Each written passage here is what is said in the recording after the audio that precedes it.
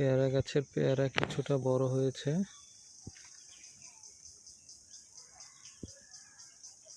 এই যে এইখানে একটা দেখা যাচ্ছে, আর কিছু ফুল আসছে, আর ধরবে মনে হচ্ছে। এই এগুলো ছোট ছোট, এই যে ফুল দেখা যাচ্ছে।